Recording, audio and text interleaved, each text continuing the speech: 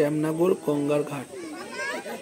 এই প্রকৃতির অপরূপ সুন্দর মুহূর্তের সাক্ষী হতে আপনাদের আসতে হবে শ্যামনগর গঙ্গার ঘাট। বিকেলের সময় যখন সূর্য অস্ত হয়। এই ভিডিওতে কিন্তু কোনো রকম ফিল্টার ব্যবহার করা হয়নি।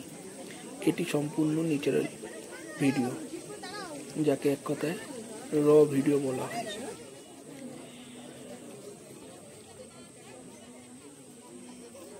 শ্যামনগর ঘাট নিয়ে অনেক ইতিহাস আছে, তবে অন্য একদিন আলোচনা করব। কিন্তু সবথেকে গুরুত্বপূর্ণ বিষয় হলো এই শ্যামনগর ঘাট আগে একটি বন্দর ছিল।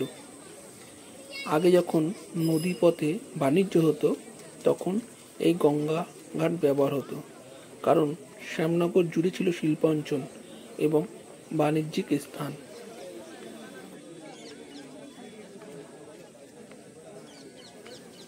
এই স্থানে ছিল অনেক রাজবাড়ি যারা বাণিজ্য করত।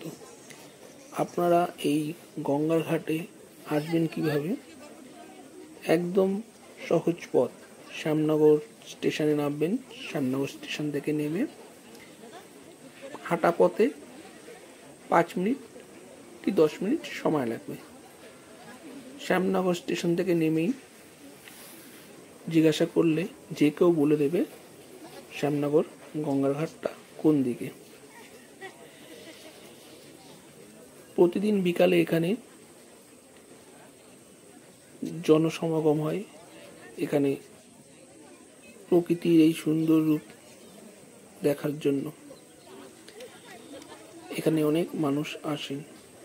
এছাড়া গঙ্গার এই ঘাটের চারিদিকে অনেক ঐতিহাসিক স্থান আছে, সেগুলো ঘুরে দেখার জন্য।